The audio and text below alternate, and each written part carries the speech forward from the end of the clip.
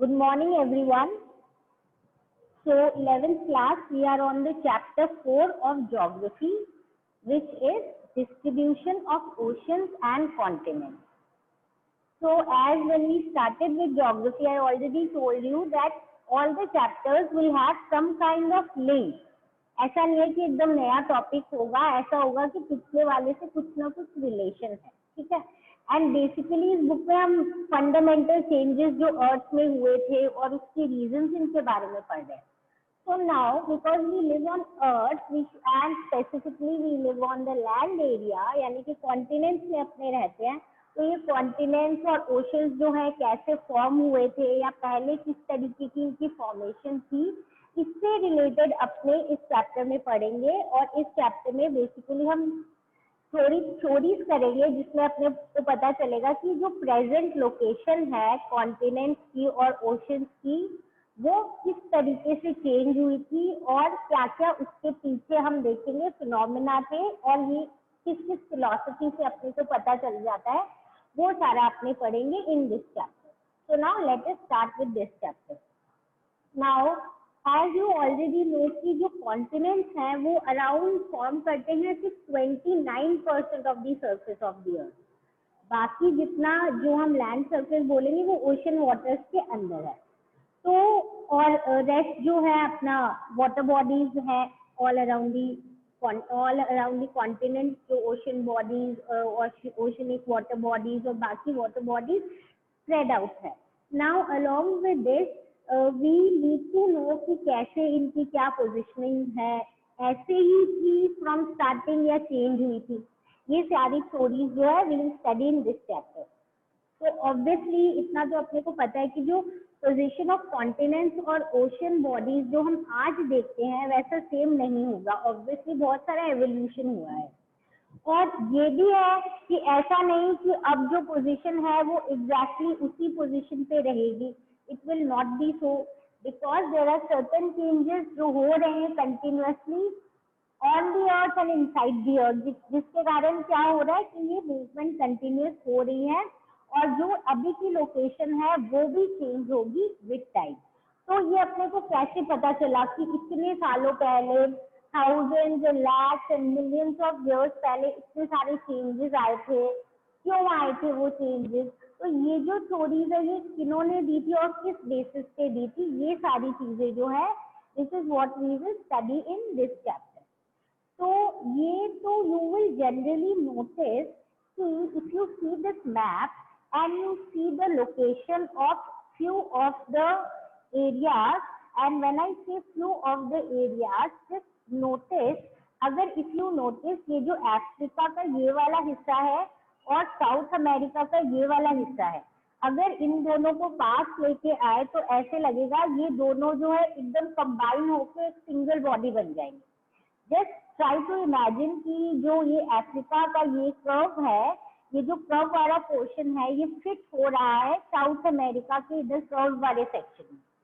तो ये वाली जो चीज है ये बहुत सालों से people were actually having certain ideas या इस टाइप का ना गेस वर्क जैसे कर रहे थे। I am trying to mark this curve, just notice ये जो कर्व है अफ्रीका का और ये जो कर्व है साउथ अमेरिका का, अगर इनको फिट करने की कोशिश करो एक साथ तो ये फिट हो जाते हैं।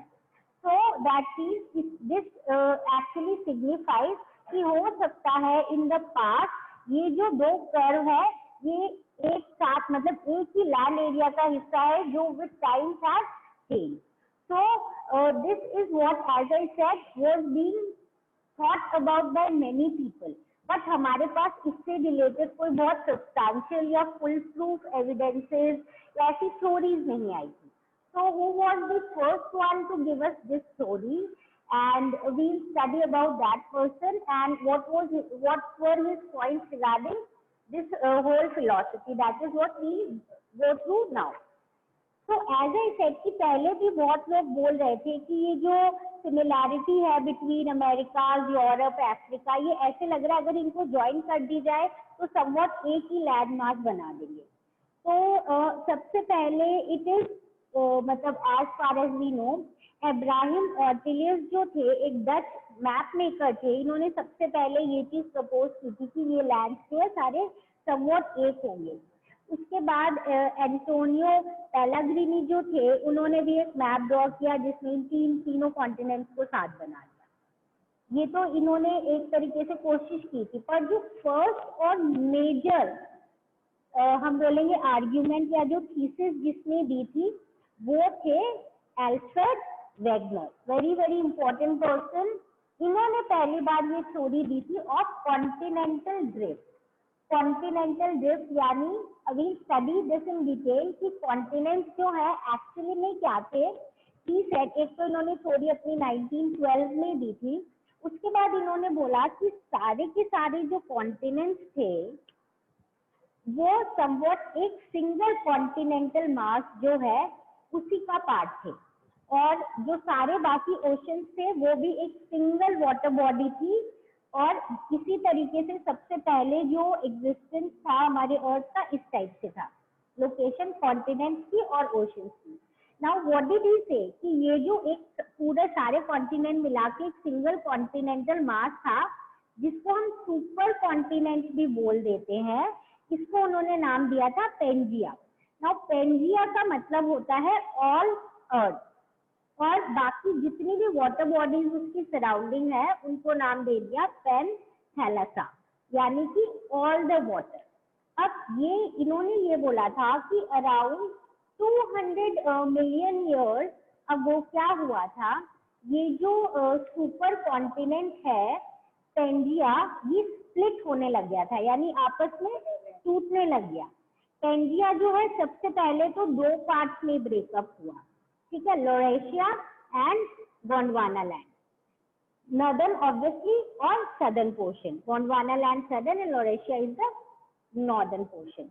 उसके बाद विद टाइम धीरे धीरे ऐसा नहीं हुआ कि ये ब्रेकेज रुक गया, ये और ब्रेक होते गए और ये छोटे छोटे टुकड़ों में, मतलब कंपैरेटिवली स्मॉल एरियाज में ब्रेकअप हो गए। फाइनली ये बन गए all the continent that we have presently now, ठीक है। This was the theory given by him, and obviously जब आप इतनी बड़ी थ्योरी देते हो regarding the evolution of the, you can say, और the formation of the continents and their present existence, तो आपको कोई ना कोई एविडेंस उससे रिलेटेड देना ही पड़ेगा। तो जो अपने देखेंगे इससे रिलेटेड बहुत सारे एविडेंसेस जो है वो इन्होंने दिए थे टू प्रूव हिज पॉइंट। तो जो सबसे पहला एविडेंस था वो था matching of continents. Matching of continents का मतलब है जैसे जिग्सॉ पजल होता है, you must all have played jigsaw puzzle में क्या होता है, एक ही सपोज पिक्चर या एक ही किसी भी फोटो के बहुत सारे पीसेस कर देते हैं और फिर उनको वापस जोड़ते हैं तो एक वो कंप्लीट पिक्चर बन जाती है। तो ये बोल रहे हैं जो अभी वाले कॉन्टिनेंट प्रेजेंट है ना, अगर वो एक जिग्सॉ पजल की तरह है, अगर उनको पेस्ट करने की कोशिश करोगे ना तो वो सारे के सारे जुड़ जाएंगे। तो और इसके लिए इन्होंने सबसे बड़ा evidence, as I showed you in the first slide, कि अगर अफ्रीका और साउथ अमेरिका को देखो तो ऐसे लगेगा कि परफेक्ट मैच है, टोटली एक दूसरे के अंदर ये जो एरियाज हैं ये फिट हो जाते हैं। तो ये मैचिंग ऑफ द कॉन्टिनेंट इन्होंने थ्योरी दी थी, और इससे रिलेटेड उसके बाद बहुत सारी और भी चीजें हुई थी, जैसे कि कोशिश की थी कि एक मैप रिड्यूस करने की कोशिश की थी यूजिंग द कंप्यूटर प्रोग्राम, और ये इसलिए की थी to find the best fit of Atlantic margin. और ये जो है ये किन्होंने दी थी, ये दी थी बुलार्ड ने 1964 में, और ऐसा लग रहा था क्वाइट परफेक्ट है जो इन्होंने कोशिश किया ये जिग्सॉ पजल और पूरी चीजों को ज्वाइन करने की, फिक्स करने की। और बेसिकली ये ट्राई किया गया था and 1000 fathom line instead of present shore line, यानी आज की शोर लाइन जो है वो नहीं, जो थाउजेंड्स ऑफ इयर्स पहले जो हम बोलेंगे उन्होंने जो अंदाजा लगाया कि शोर लाइन जिस टाइप से होगी, और उसको टर्म दिया गया है फैथम लाइन। एक्चुअली में क्या होता है, कर्वी लाइन होती है with turn on nautical chart, यानी कि जो ये जो वाटर बॉडी है उसके हिसाब से बेसिकली जो सेम डेप्थ के एरिया है उनको एक लाइन से ज्वाइन करते हैं। और इन्होंने ये 1000 फैथम लाइन के नीचे से इसको मेजर करके अटलांटिक मार्जिन को परफेक्टली फिट करने की कोशिश की थी, और परफेक्टली फिट भी हो गई थी। तो बेसिकली इस पॉइंट के थ्रू ये प्रूव करना चाहते थे कि सारे के सारे जो लैंड मासेस है वो आपस में जुड़े हुए ही थे। ठीक है, तो ये तो हो गया अपना फर्स्ट एविडेंस। अब देखते हैं सेकेंड एविडेंस। जो सेकेंड एविडेंस है वो है regarding the rocks of same age जो है वो बहुत एरिया पे मिले हैं। एक्चुअली अब जो हम बोलते हैं टेक्निक यूज होती है रेडियोमेट्रिक डेटिंग, इसमें बेसिकली हम क्या करते हैं, टेक्निक होती है जिससे इलेक्ट्रोमैग्नेटिक जो रेडिएशंस है इंक्लूडिंग विजिबल लाइट उसको मेजर करके जो रिसर्चर्स है वो कुछ डेटा क्रिएट करते हैं और फिर रिसर्च करते हैं उससे रिलेटेड। तो जब इन्होंने रेडियोमेट्रिक डेटिंग की तो इन्होंने देखा कि रॉक फॉर्मेशन जो अलग अलग कॉन्टिनेंट्स का है, जो कि कॉन्टिनेंट्स अभी के टाइम में एक दूसरे से बहुत दूर है बिकॉज उनके बीच में ओशंस है, पर उनकी हम नोटिस करेंगे कि ऑलमोस्ट जो उनकी फॉर्मेशन है वो सेम टाइम पे है।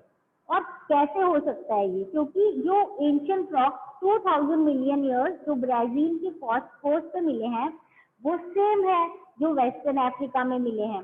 तो और जो उससे पहले के जो मरीन डिपॉजिट्स है, जो कोस्ट लाइन होती है, यानी कि जो हम देखते हैं जो कंट्री जिसके आसपास वाटर बॉडीज होती है उसकी जो एरिया होती है बेसिकली जो बोलेंगे lies in between the ocean and the land, तो जो बाउंड्री जैसी होती है, जो कोस्ट लाइन होती है, वो भी वहाँ पे भी जो मराइन डिपॉजिट्स है साउथ अमेरिका और अफ्रीका के वो ऑलमोस्ट सेम है, और वो भी बेसिकली किस एज की, जुरासिक एज की।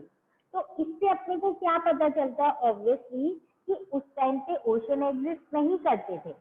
जस्ट एक सिंपल टर्म्स में समझने की कोशिश करते हैं। If we look into this continent, अगर साउथ अफ्रीका में इस एरिया पे हम देख रहे हैं कि कुछ रॉक्स मिल रहे हैं और कॉर्नर पे मराइन डिपॉजिट्स मिल रहे हैं, और इस साइड पे भी हम देखेंगे वही उसी टाइप के रॉक्स और मराइन डिपॉजिट्स मिल रहे हैं, और वो भी 2000 मिलियन ईयर्स पहले की बात है। तो ऑब्वियसली अगर इनके बीच में इतना बड़ा ओशन होता तो इतनी दूर सेम चीजें मिलना ऑलमोस्ट इम्पॉसिबल है ना, प्रैक्टिकली इम्पॉसिबल है। और वही मराइन डिपॉजिट जैसे, तो इसका मतलब इस एरिया के बीच में कोई ओशन नहीं था। ओशन नहीं था इसका मतलब ये आपस में जुड़े हुए थे, और अगर ये आपस में जुड़े हुए थे तो उनका जो पॉइंट है कॉन्टिनेंटल ड्रिफ्ट वाला वेगनर का वो ऑलमोस्ट प्रूफ होता है। ठीक है, तो इससे अपना नेक्स्ट एविडेंस भी क्लियर हो गया। अब आ जाते हैं ऑन द थर्ड एविडेंस जो है टिलाइट। नाउ ये टिलाइट बेसिकली क्या होते हैं, ये एक सेडिमेंट्री रॉक्स होते हैं जो फॉर्म होते हैं out of deposits of glacier, यानी ग्लेशियर के डिपॉजिट होने के कारण ये जो सेडिमेंट्री रॉक्स है ये फॉर्म हो जाते हैं। तो जो गोंडवाना सिस्टम ऑफ सेडिमेंट्स है फ्रॉम इंडिया, ऐसे लग रहा है उसकी काउंटर पार्ट, मतलब उसके जैसे ही चीजें जो है वो मिल रही है 6 डिफरेंट लैंड मासेस में, और ये 6 डिफरेंट लैंड मासेस ऑलमोस्ट सारे सदर्न हेमिस्फीयर में है। तो इनके बेस पे एक्चुअली हम देखेंगे कि ये जो थिक टिलाइट है ये मिले हैं, जो अपने को बताते हैं कि यहाँ पे बहुत ज्यादा ग्लेशिएशन हुआ था और बहुत एक्सटेंसिव, बहुत बड़े फॉर्म में हुआ था।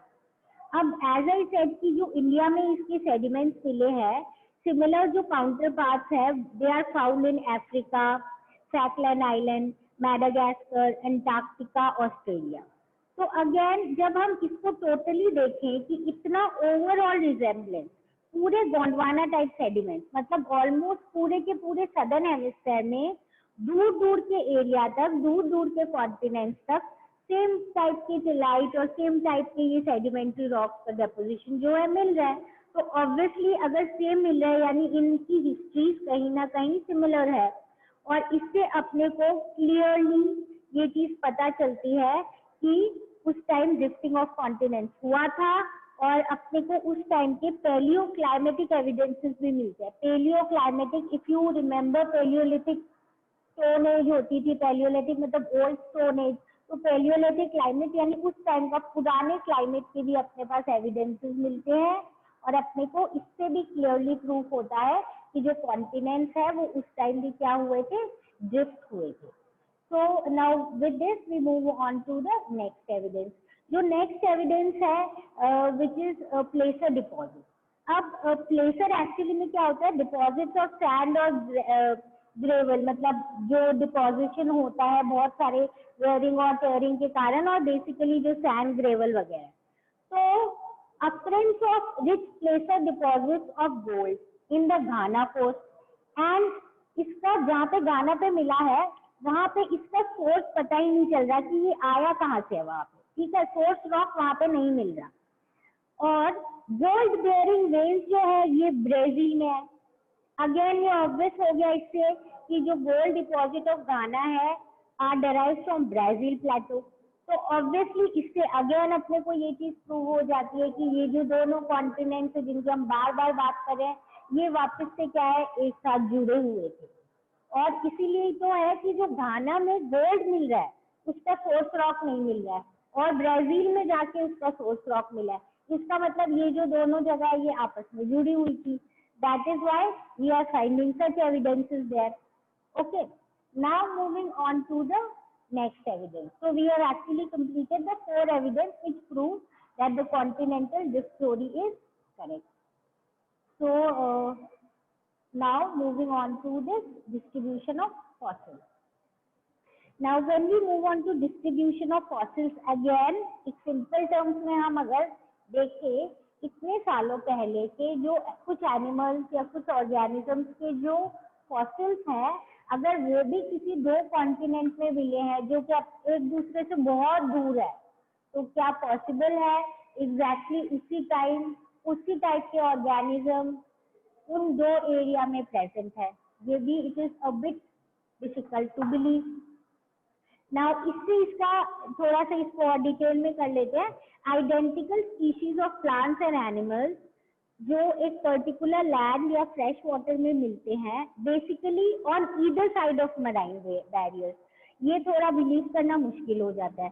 तो कुछ अपने लोगों ने ऑब्जर्वेशन की है, जैसे लेमर्स जो अक्सर होते हैं इंडिया में, मैडागास्कर में और अफ्रीका में, ऐसे लगता है कि ये वाली जो एरिया है ये कॉन्टिजियस लैंड पास है, मतलब समवेयर जो स्प्रेड होती है फ्रॉम वन ऑर्गेनिज्म टू, मतलब ये वाले जो है एक एरिया से दूसरे एरिया में कैसे कनेक्टेड है। तो ऑब्वियसली इससे ये प्रूफ हो जाता है कि ये जो तीनों एरियाज हैं ये भी क्या थे, आपस में कनेक्टेड थे। और इसका एग्जाम्पल भी है अपने पास। There is an organism known as Mesosaurus, एक स्मॉल रेप्टाइल है जो शैलो ब्रैकिश वाटर में रहता है। तो इनकी स्केलेटन्स मिले हैं, और जस्ट इमेजिन सिर्फ 2 जगह मिले हैं, एक तो southern Cape province South Africa में और जो इरेवल फॉर्मेशन ऑफ ब्राजील, यानी अगेन वही बात साउथ अफ्रीका और साउथ अमेरिका। तो यानी सिर्फ 2 जगह पे हमें इनकी स्केलेटन मिले हैं इस पर्टिकुलर रेप्टाइल के। तो इससे भी अपने को क्लियरली पता चलता है कि ये जो है एरिया आपस में जुड़ी हुई थी, तभी तो ये जो एनिमल्स हैं, ये जो रेप्टाइल्स हैं, ये यहाँ पे मिले थे। और इमेजिन करो कि ये जो लोकेलिटीज है ये आज के टाइम पे अराउंड 4800 किलोमीटर दूर है एक दूसरे से, और इनके बीच में क्या है, ओशंस है। सो जस्ट इमेजिन कि इतने दूर एरिया में, और ये भी ऐसे रेप्टाइल्स थे जो ब्रैकिश वाटर में ही रहते थे, इनके लिए पॉसिबल नहीं था इतने बड़े ओशन को, वाटर बॉडी को क्रॉस करके एक जगह से दूसरी जगह जाना। तो इससे भी अगेन अपने पास क्लियर एविडेंसेस आ जाते हैं कि ये जो एरिया है ये आपस में जुड़े हुए थे, और पूरा का पूरा जो लैंड मास है जो अब कॉन्टिनेंट्स में डिवाइडेड है, वो उस टाइम पे क्या था, वो उस टाइम पे एक ही पर्टिकुलर लैंड मास था, एज सजेस्टेड बाय वेगनर। अब वेगनर ने क्या है 2-3 मतलब वो ये चीज है कि वेगनर की जो थ्योरी है ना वो एक्सेप्टेड नहीं थी, मतलब काफी स्कॉलर्स ने इनिशियली उसको रिजेक्ट कर दिया था। क्यों किया था?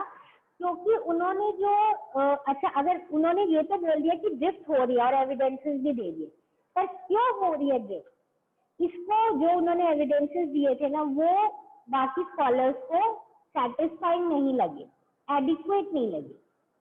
तो उन्होंने क्या रीजन दिए थे? उन्होंने बोला था 2 रीजन है, एक तो पोलर फ्लीइंग और एक टाइडल फोर्स।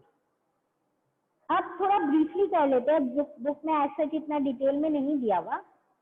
इन्होंने ये बोला था कि अपनी अर्थ जो है वो परफेक्ट स्क्वायर नहीं है, सेंटर की तरफ बल्जिंग है। तो एक फोर्स होता है सेंट्रीफ्यूगल फोर्स, जो हम देखते हैं which move from actually centre to the corner. तो बेसिकली ये जो फोर्स है ये रिलेटेड था to the rotation of the earth and because of the shape of the earth. तो because earth is in continuous motion, तो ये जो फोर्स है ये हम देखेंगे कि कंटिन्यूअस चल रहा था, और इस फोर्स के कारण ही वेगनर बोलते हैं कि जो लैंड मासेस है वो ड्रिफ्ट हो गए थे एक दूसरे। ठीक है, नेक्स्ट जो रीजन इन्होंने दिया वो था टाइडल फोर्स। जो टाइडल फोर्स है जो हमें पता है बेसिकली अट्रैक्शन ऑफ मून और सन के कारण, जैसे कि ओशनिक वाटर्स में टाइड्स आती है, वैसे ही वो बोल रहे थे कि उसी फोर्स के कारण क्या हो रहा है, ड्रिफ्टिंग हुई थी in this moving of these continents and leading to the final formation जो हम आज समझते हैं। बट ये जो इन्होंने रीजंस दिए थे, ये जो स्कॉलर्स है एज आई सेड उनको बहुत ज्यादा एडिक्वेट नहीं लगे और उनको बहुत ज्यादा सेटिस्फाइंग नहीं लगे। इनको लगा कि प्रॉपर एक्सप्लेनेशन नहीं है इस चीज का, इसीलिए इनकी जो ये थ्योरी है इसको रिजेक्ट कर दिया गया था। ठीक है, तो क्यों किया गया था और आगे क्या हुआ था ये अपने और डिटेल में we study in our next class. So this is it for today. If you have any doubt, just feel free to ask and just give this portion a reading. It is around 1.5 page that we have studied today. And if you have any doubt, come back and we'll try to solve it. Now we'll meet in the next.